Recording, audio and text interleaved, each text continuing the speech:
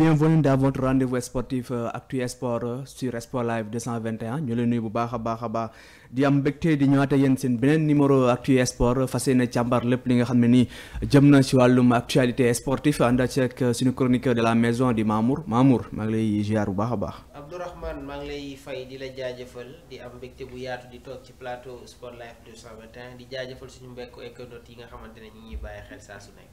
merci beaucoup Mamour dañuy tàmbale li nga xam ne nii moom mooy les résultats de match yi nga xam ne nii doon na am démb ci Ligue des Champions voilà dañuy ñëwaat bu baax a baax sur les résultats ànd ceeg ki nga xam ne nii moom mooy Mamour nekk suñu chroniqueur qualité vraiment di joxe ay commentaires yu am solo ci seen émission Actu Sport Mamour dañ koy tàmbale ak match bi nga xam ne nii dox na ci diggante Dortmund ak Lille.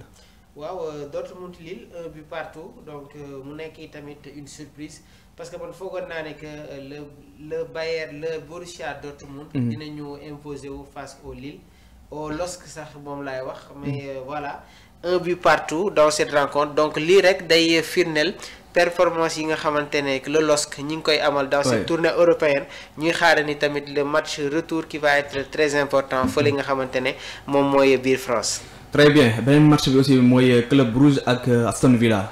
waaw un spectacle parce qu'il y a eu 4 buts ci bile match une très bonne performance pour les Villains donc les hommes de Unai Emery se sont imposés face au Club Brugge sur le score de 3 buts à 1 un score boo xamante ne que dina leen permettre ñu aborder le match retour dans une sérénité donc je pense que c'est une très bonne option concernant la phase suivante. très bien un autre match à sens unique cette fois-ci Arsenal daal di gagné PSV score bu bëri bi 7 buts à 1 lu ma bett tamit benn score boo xamante ne vraiment ça m'a surpris parce que foogoon naa ne que PSV à domicile ils peuvent créer li nga xamante ne mooy la sensation et surtout Arsenal di def actuellement à des vagues de blessés mais nag c'est le football aujourd'hui il y a eu une correction de la part des Gunners face au PSV 7 buts à 1 on a vu aussi tamit le coaching de Miguel Arteta il faut que ñu saluer ko malgré ses absences il a produit du très bon jeu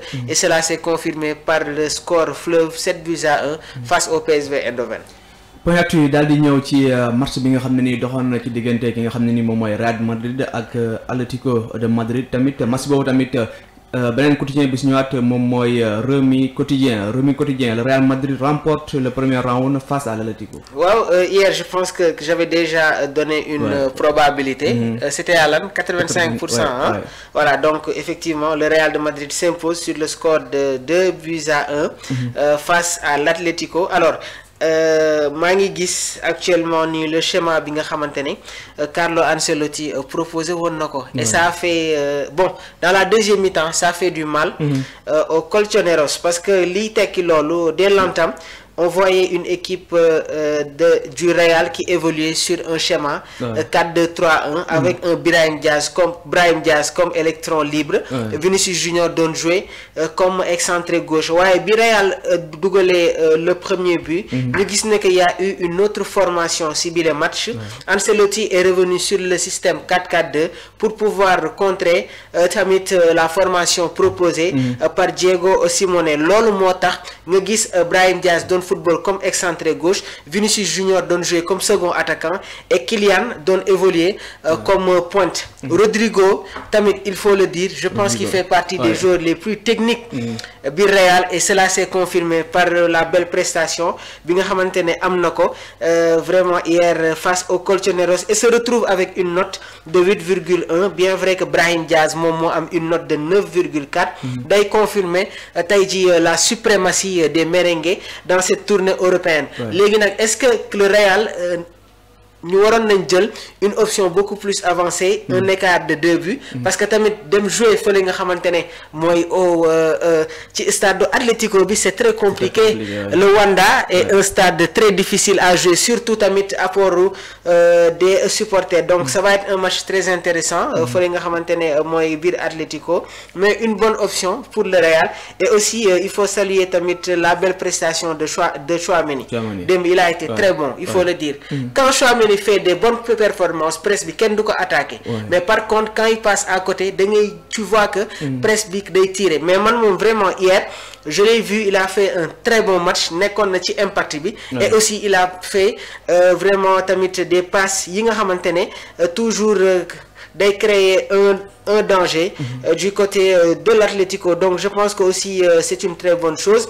Reste nag à voir aussi le match retour quel système va nous proposer Diego Simeone. Très bien Mamour, day ñëw ci la une de record moom mu ngi ñëw ci match bi nga xam ne ni war na am tey mu nekk le choc tant attendu entre PSG ak Liverpool.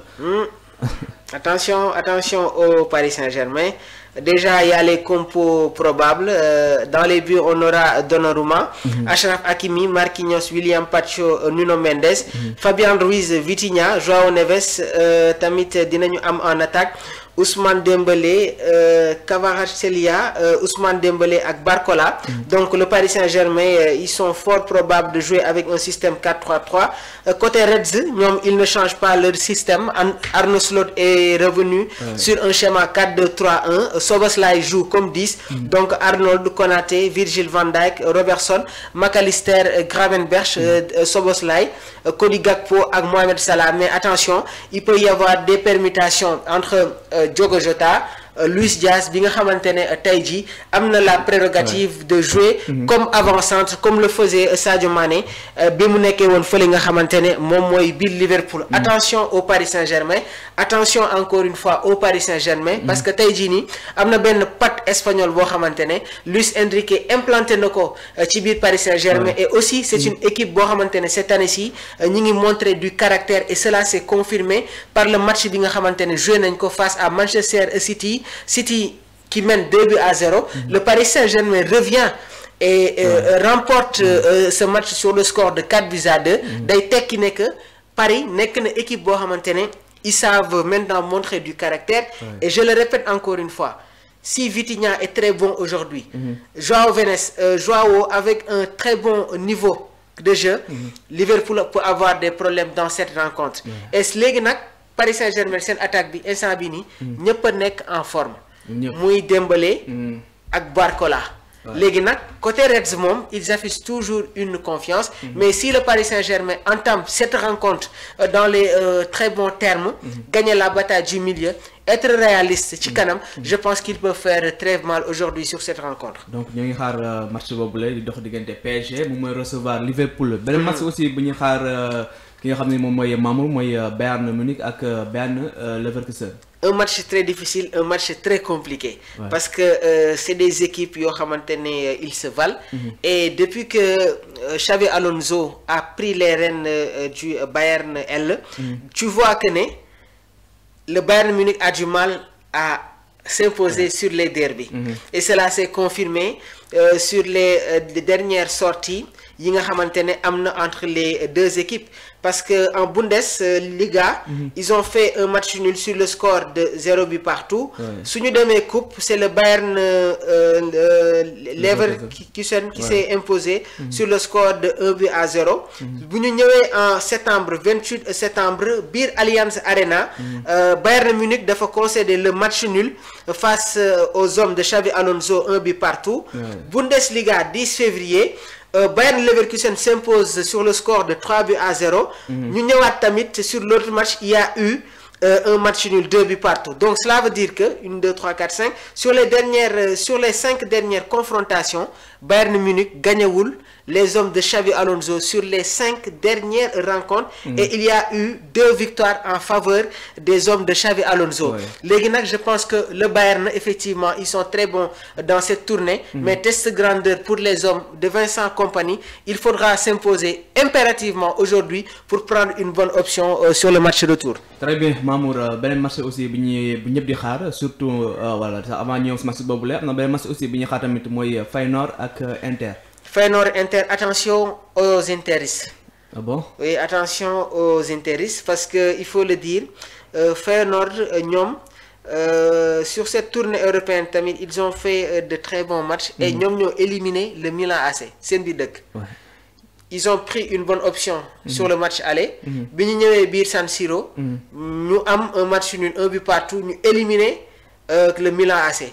Léegi nag Inter dafa am benn pion boo xamante ne gëw ma ne que tey il va jouer muy Di Marco. Et Di Marco, actuellement, il fait partie des meilleurs arrière-gauche du monde.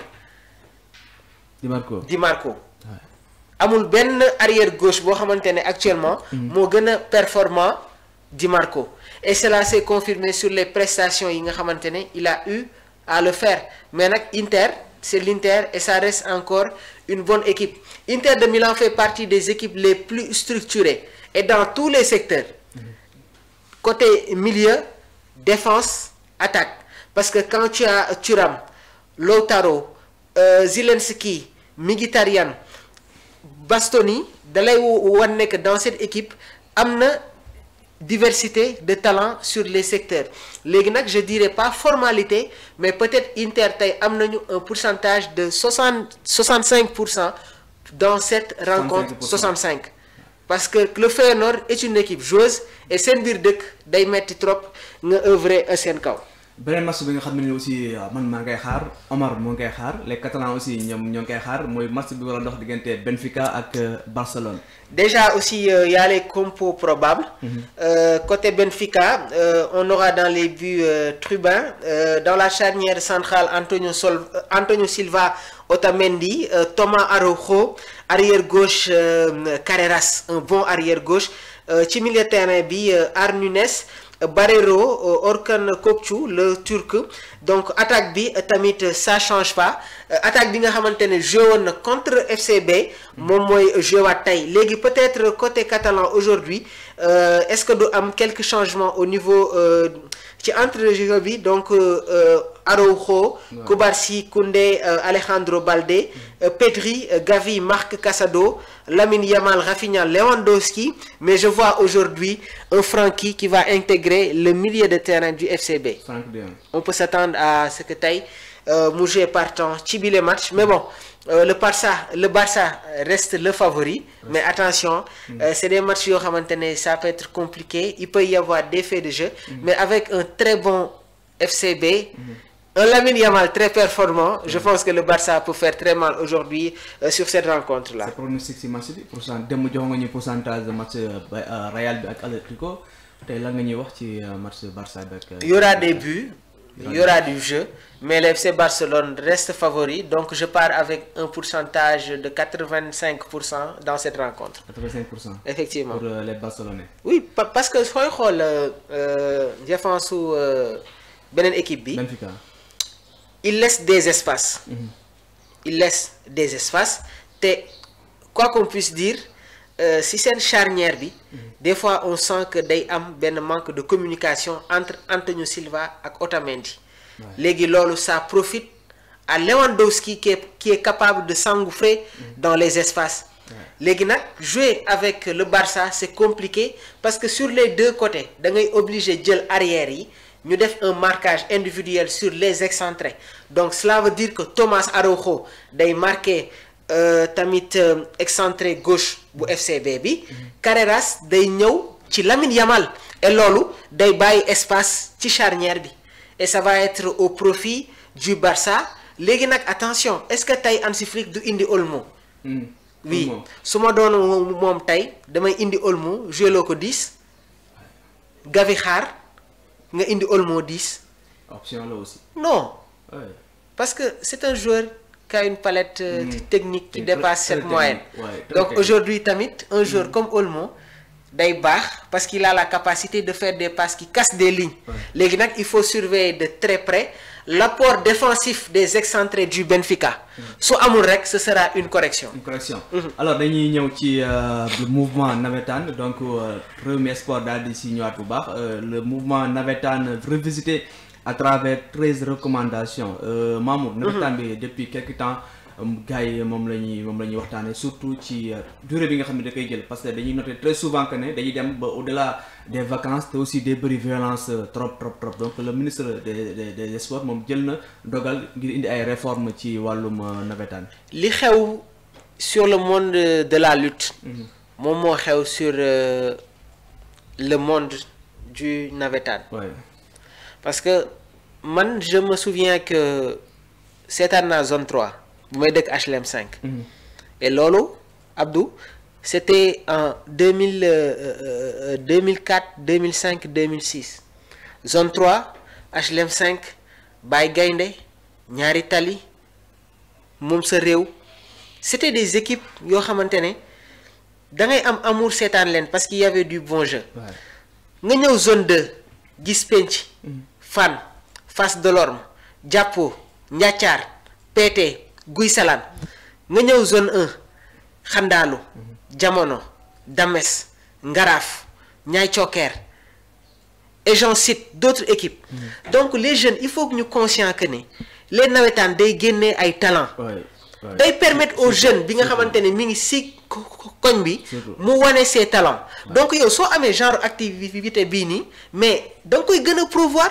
Pourquoi la violence lan moo tax violence di am dans le monde du sport victoire la défaite ak nul c'est une affaire de quartier. Mais aujourd'hui da ngay gis ay jeunes yoo xamante ne dañuy dem ci benn excès te loolu àndul ak sport.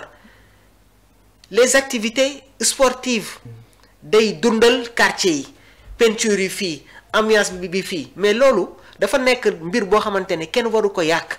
Donc il doit y avoir des concertations entre les dirigeants, les supporters, les jeunes pour éviter lépp luy jëm ci wàllum violence.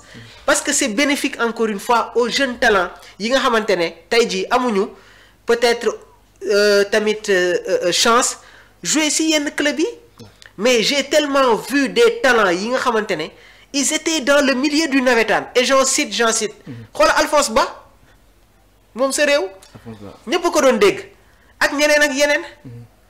J'en cite zone 2 il y avait de très grands joueurs zone 1 aussi et les autres zones muy Pikine nag Ginnaaw Raay zone boo mënti dem. Donc il faut qu'il y ait une campagne de sensibilisation ñu xam ne que c'est une activité boo xamante ne day profiter à cette jeunesse. Mais violence baaxul et day bloquer sax économie. Parce que am na si tey jii nii xoolal rek da ngay dem si match da ngay match crème mais il faut pas tamit ñii di jaay fii. Surtout mais loolu moom mooy ambiance bi. Donc je pense que il faut que tamit ñu ñëw tuuti à la raison. Man presque xoolal zone yëpp laa doon dem seetaan je regarde de tous les zones parce que j'aime cette activité là. Mais nag aujourd'hui on a une jeunesse boo xamante ne il faut le dire il y a une jeunesse inconsciente xamuñu exactement la réalité des choses. Donc je pense que na am des concertations entre les ASC les dirigeants la fédération le ministère ñu toog waxtaan trouver une solution pour pouvoir encore une fois faire vivre le navétane sénégalais. Surtout c'est très intéressant donc mouvement navétane war nañu xoolal bu baax a baax parce que tamit Mamour mu ngi koy souligné léegi et c'est très intéressant match ba mel navétane mel bi jaay crème kii di jaay caaf ñëpp dañuy dem gis seen bopp. am na benn joueur. boo xamante ne mi ngi tuddoon Pa Abdou. joué na Penci joué na Jaraaf joué na Anderlecht. On le surnommait El Hadj Diouf.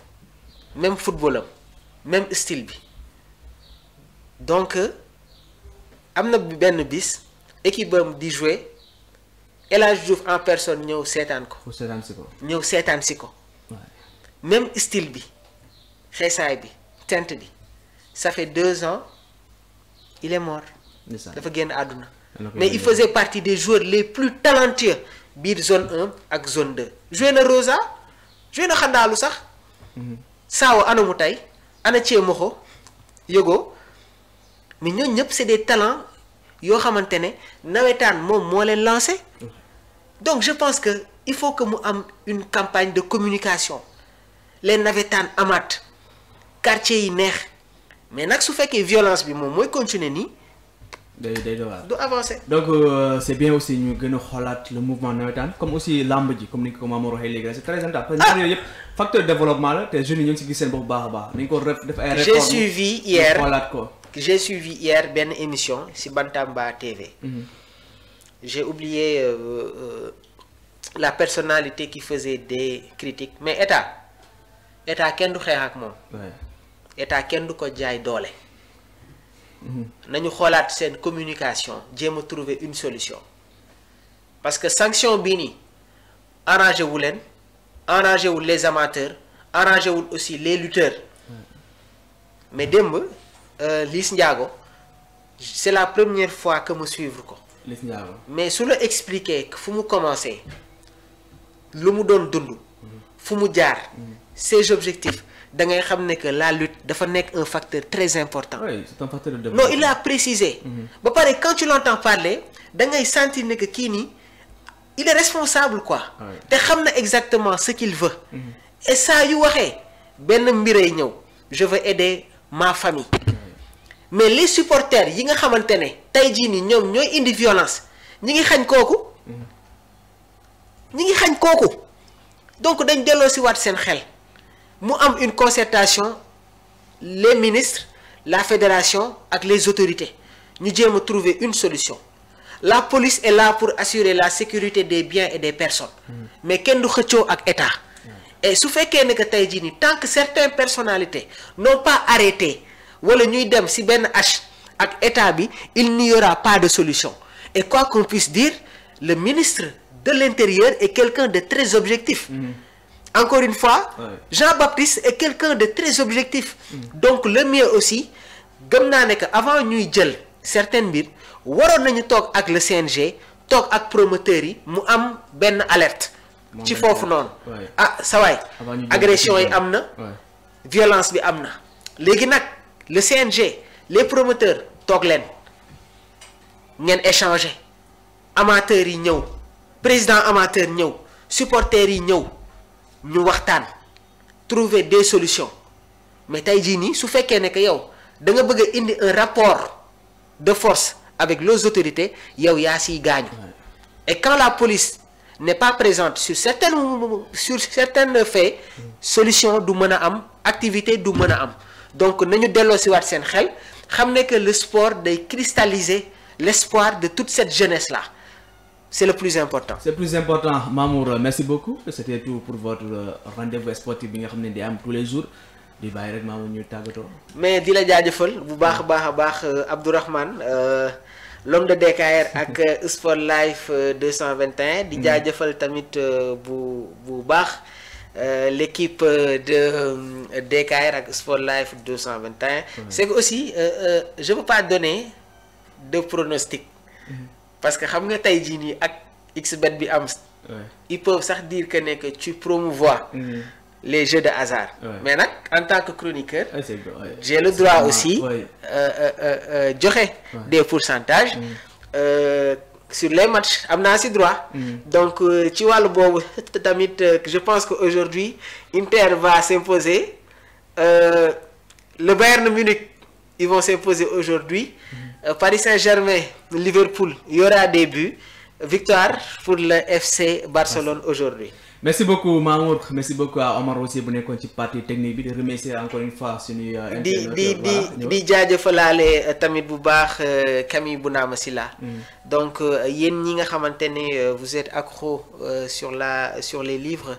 La lecture donc vous pouvez aller sur plateforme bii di Amazon ngeen jënd livre bi di l'essentiel c'est d'essayer donc mu nekk livre boo xamante ne Camille Bounama Silla moom moo ko bind sème et récolte ce que tu sèmes aujourd'hui tu le récolteras demain déjà moom il est entrepreneur mais amoon na fii ay mbir yi nga xamante ne violence avant la campagne moo waral sax mu perdre tey jii nii entreprise am jeunes yi nga xamante ne ñi ngi doon exercer wu ci wàllu boobu noonu ñu bëri amatuñu job donc je pense que soo amee tey jii des personnalités comme Camille yi nga xamante ne ils ont des critères pour pouvoir aider cette jeunesse da ngay toog nga waxtaan ak moom essayer de trouver des solutions pour pouvoir bien aider tamit cette jeunesse donc koy jaajëfal bu baax Camille Bounama Silla di jaajëfal tamit le grand Lamine Gueye restaurant Le Ngalam donc xam naa ne que dinañ fa dem inchallah avec toute l'équipe ñu ziar bu baax a